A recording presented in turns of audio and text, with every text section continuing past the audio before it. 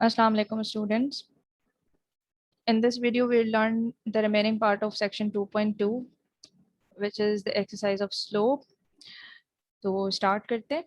सबसे पहले हमें ये पता होना चाहिए what is slope. Slope is actually a change in y with respect to change in x. और इसी तरह हमारे पास जो इसका फॉर्मूला बनता है वो बनता है del y over del x. Del represents the change. x में चेंज आने से y में कितना चेंज आ रहा है ये एक्चुअली हमें स्लोप बता रहा होता है. Slope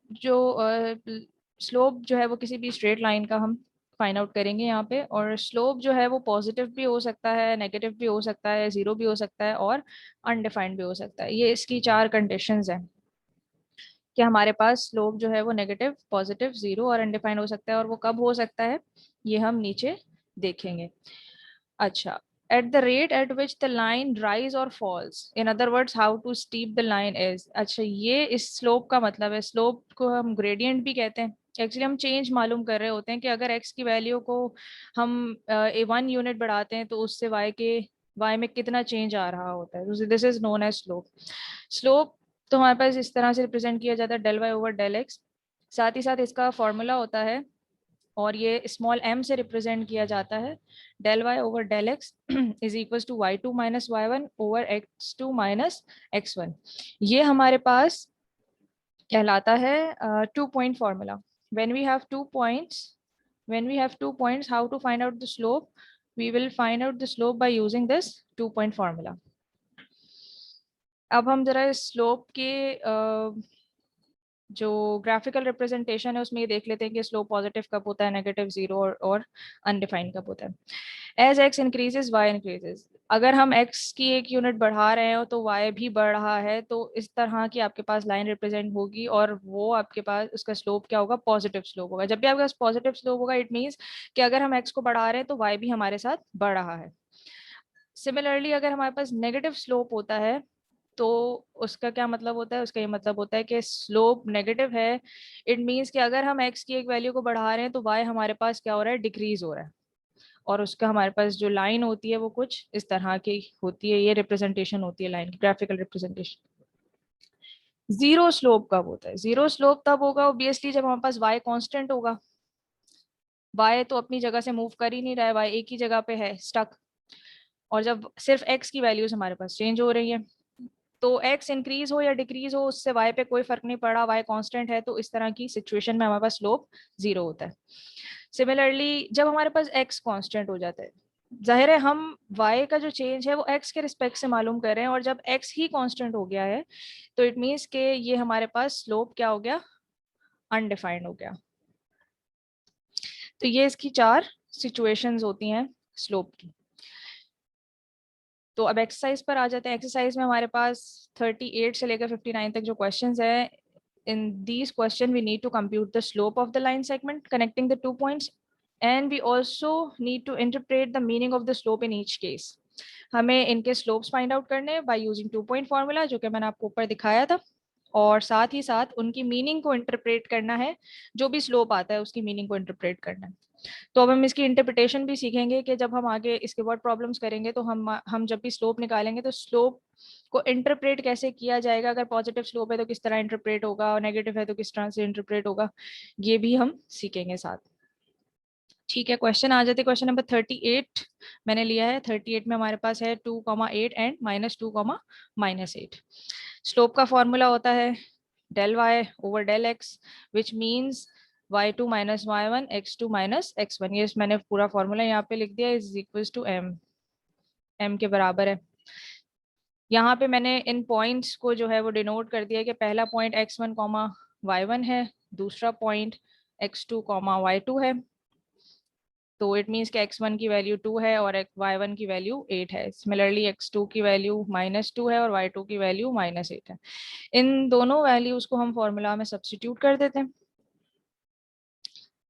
So we have -8 over -2 -2. Minus minus plus और साइन नेगेटिव ही आएगी. 16 ओवर -16 ओवर -4. नेगेटिव साइन से नेगेटिव साइन कैंसिल हो जाएगा. 4 into 4 is 16. So answer is 4. आप देख रहे हैं स्लोप हमारे पास क्या आया, पॉजिटिव आया. ठीक, पॉजिटिव स्लोप आया. अच्छा, इसकी इंटरप्रिटेशन आप किस तरीके से देंगे? हमारे पास जो स्लोप होता है वो बराबर होता है m is equal to del y over del x के. ठीक है, अब हमारे पास स्लोप आ रहा है 4 सिर्फ, तो हम ये अज्यूम कर लेते हैं नीचे क्या है 1. तो ये रिप्रेजेंट इस तरीके से किया जा रहा है कि अगर हम x का एक यूनिट बढ़ाते हैं, अगर हम x का एक यूनिट बढ़ाते हैं या x के एक यूनिट को चेंज करते हैं, तो उससे y के 4 यूनिट्स इंक्रीज हो रहे हैं. डिनोमिनेटर x का चेंज रिप्रेजेंट कर रहा है और न्यूमरेटर y का चेंज रिप्रेजेंट कर रहा है. It means increasing 1 unit of y, there will be increase in, या y will be increase by 4 units. अगर हम x का एक यूनिट बढ़ाते हैं तो y के 4 यूनिट्स बढ़ रहे हैं. तो इसी तरीके से इसको इंटरप्रेट कर देंगे. Since slope is positive 4, it shows that if we increase 1 unit of x, there will be increase in 4 units of y, और y will increase by 4 units. मतलब इन दोनों में से आप कोई भी स्टेटमेंट लिख सकते हैं कि आप लिख दें 1 यूनिट ऑफ x और y will increase by 4 units, या 1 यूनिट ऑफ x के बाद there will be increase in 4 units of y. दोनों स्टेटमेंट्स ठीक होंगी. नेक्स्ट क्वेश्चन की तरफ चलते हैं. Question number 46, -2,8 and 3,8. अच्छा, आप यहाँ देख सकते हैं कि आपके पास 8 8 कांस्टेंट है, मतलब y आपके पास कांस्टेंट आ रहा है, और ऊपर हम ये इसकी इंटरप्रिटेशन देख चुके हैं कि जब आपके पास y कांस्टेंट होता है तो स्लोप क्या आता है, 0. अब इसको आगे देख भी लेते हैं किस तरीके से. दोबारा से स्लोप का फॉर्मूला लिख लिया. दोनों पॉइंट्स जो हैं वो हमने डिफाइन कर दिए कि x1, y1 हम ये ले रहे हैं, y2, y2 ये ले रहे हैं. तो y2 minus y1 is 8 minus 8, and x2 minus x1 is -2 -3. Numerator में 0 आ गया, डिनोमिनेटर में -5. ऑब्वियसली जब कोई भी चीज 0 से हम डिवाइड करते हैं तो वो 0 ही हो जाती है. ये देखें 0 आ गया, सो स्लोप इज 0. इंटरप्रिटेशन इसकी क्या होगी, स्लोप ही 0 है. Since slope is 0, it shows that there is no relationship between x and y. By changing 1 unit of x, there will be no increase decrease in y. अच्छा, there is no है, there is no relationship between x and y. By changing 1 unit of x, there will be no increase decrease in y. जाहिर है हम x का कोई भी, x की यहाँ पे कोई भी वैल्यू रखते रहें, चाहे यहाँ पे -5 आ जाए, चाहे यहाँ पे -100 आ जाए, क्योंकि न्यूमरेटर हमारे पास सेम ही है, वो 8 ही रहेगा, तो वो बार बार 0 हो जाएगा, जिसकी वजह से हमारे पास स्लोप 0 आ रहा है. तो इस तरह से हमारे पास कोई चेंज नहीं आएगा y में. और इस तरह की जो लाइन होती है, आपने देखा होगा यहाँ ग्राफ पे भी, जब स्लोप 0 होता है तो ये एक हॉरिजॉन्टल लाइन प्रोड्यूस होती है, और जब स्लोप अनडिफाइंड होता है तो वर्टिकल लाइन प्रोड्यूस होती है. आपसे वैसे ही पूछा जा सकता है कि वर्टिकल लाइन का स्लोप क्या होगा, तो आप कहेंगे कि उसका स्लोप अनडिफाइंड होगा. आपसे अगर पूछा जाए कि हॉरिजॉन्टल लाइन का स्लोप क्या होगा, तो वो स्लोप 0 होता है. यहाँ पे एक लाइन मजीद ऐड कर दी गई है, the line is horizontal with same y value, or the slope of horizontal line is 0. Next question देखते हैं. द स्लोप ऑफ हॉरिजॉन्टल, अच्छा नेक्स्ट क्वेश्चन इज 48. तो ये एक याद रखने वाला पॉइंट है कि हॉरिजॉन्टल लाइन जो है उसका स्लोप 0 होता है. 48 क्वेश्चन है हमारे पास. 48 क्वेश्चन में हमारे पास है -4,20 एंड -4,30. अब देखिए यहाँ पे x की वैल्यू सेम है, x की वैल्यू सेम है, तो इसका क्या मतलब है कि स्लोप अनडिफाइंड हो जाएगा और लाइन हमारे पास कैसी प्रोड्यूस होगी, वर्टिकल लाइन होगी. देख लेते हैं दोबारा से फॉर्मूला. पॉइंट्स हमने जो है वो डिफाइन कर दिए हैं, फॉर्मूले के अंदर तमाम पॉइंट्स को रख दिया है. 30, -20 एंड -4 +4 -4 +4 -4 गॉट कैंसिल. हमारे पास डिनोमिनेटर में 0 आ जाएगा. जब भी हमारे पास डिनोमिनेटर में 0 आता है तो वो फॉर्म क्या हो जाती है, अनडिफाइंड फॉर्म हो जाती है, बिकॉज ये इन्फिनिटी को अप्रोच करने लगता है. So here the slope is undefined. अब इसकी इंटरप्रिटेशन क्या होगी, since slope is undefined, it shows that there is rate of change, that there is no rate of change. कोई चेंज नहीं है. The line is vertical with same x value. और ये एक और पॉइंट यहाँ पे आपके पास इंपॉर्टेंट मार्क किया गया है, the slope of vertical line is undefined. तो जब भी आपके पास डिनोमिनेटर में 0 आ जाए तो स्लोप क्या हो जाता है, अनडिफाइंड हो जाता है. और जब स्लोप अनडिफाइंड हो जाता है तो वहां पे कोई रेट ऑफ चेंज नहीं होता, क्योंकि एक्स की वैल्यूज हमारे पास चेंज हो ही नहीं रही होती। तो इस तरह की लाइन जो है वो वर्टिकल होती है विद सेम एक्स वैल्यूज, और स्लोप उसका क्या होता है वर्टिकल लाइन का, अनडिफाइंड। एक और क्वेश्चन देखते हैं, क्वेश्चन नंबर 59। क्वेश्चन नंबर 59 में हमारे पास पॉइंट्स कुछ इस तरीके से दिए हुए हैं अल्फाबेटिकल ऑर्डर में, c plus D comma minus C minus D, and a plus B comma minus A minus B. पहले इन पॉइंट्स को हम डिफाइन कर देते हैं कि हम x1 y1 क्या ले रहे हैं, x2 y2 क्या ले रहे हैं, और उसके बाद हम इन पॉइंट्स को सब्स्टिट्यूट कर देते हैं। Minus A minus B is the value of x1 y2, minus minus C minus D is y1, a plus B is x2 minus c plus D is x1।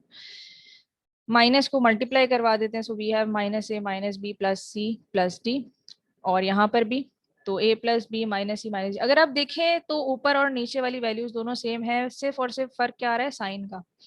तो हम माइनस साइन कॉमन निकाल लेते हैं। जैसे ही हम minus sign common निकालेंगे, ऊपर वाली जो वैल्यूज हैं तमाम वैल्यूज के साइन क्या हो जाएंगे, चेंज। तो देखिए ये a नेगेटिव था पॉजिटिव हो गया, b नेगेटिव था पॉजिटिव हो गया, c नेगेटिव था पॉजिटिव हो गया, सॉरी सी पॉजिटिव था नेगेटिव हो गया, और डी भी पॉजिटिव था वो भी नेगेटिव हो गया। अब देखें दोनों न्यूमरेटर और डिनोमिनेटर हमारे पास सेम हो गए। अब मैं इन दोनों न्यूमरेटर्स और डिनोमिनेटर्स को कट कर सकती हूँ,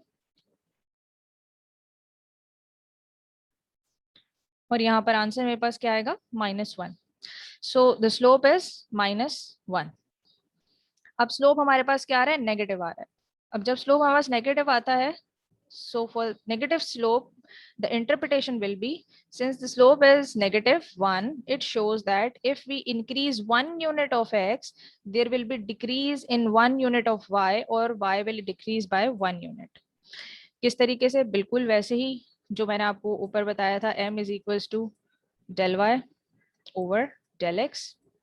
तो इसका आंसर हमारे पास क्या आ रहा है, -1। हम ये कहते हैं कि नीचे भी 1 लिखा है भाई, ये 1 इसके चेंज को रिप्रेजेंट कर रहा है, और ये 1 इसके चेंज को रिप्रेजेंट कर रहा है। इसलिए हम कह रहे हैं कि अगर हम x का 1 यूनिट बढ़ाते हैं, क्योंकि y नेगेटिव है, तो ये नेगेटिव शो क्या कर रहा है कि ये डिक्रीज हो रहा है, इसके अंदर डिक्रीमेंट हो रहा है, कमी हो रही है। तो जैसे ही हम x का 1 यूनिट बढ़ाएंगे, y का 1 यूनिट गिर जाएगा। अच्छा, यहाँ -1 की जगह कुछ भी हो सकता था, -2 -3 -4 कुछ भी। तो तब भी हम ये कहते हैं कि अगर हम x का 1 यूनिट बढ़ा रहे हैं तो y के -2, या मतलब वहाँ पे 2 यूनिट्स डिक्रीज हो रहे हैं। और अगर ये स्लोप इस तरीके से होता -3/4, तो हम कहते हैं अगर हम x के 4 यूनिट्स बढ़ाते हैं तो y के 3 यूनिट्स में कमी आ जाती है। और अगर पॉजिटिव होता तो x के 4 यूनिट्स बढ़ाने से y के 3 यूनिट्स बढ़ रहे हैं। इस तरीके से भी आपके पास स्लोप आ सकता है। सो होपफुली आपको समझ में आ गया होगा अच्छे से, तमाम पॉइंट्स क्लियर हो गए होंगे। और अगर आप ये एक्सरसाइज करें और आपको इसमें कोई प्रॉब्लम हो तो आप पूछ सकते हैं मुझसे इन कमेंट सेक्शन, और you can message me privately. Thank you so much. Allah Hafiz.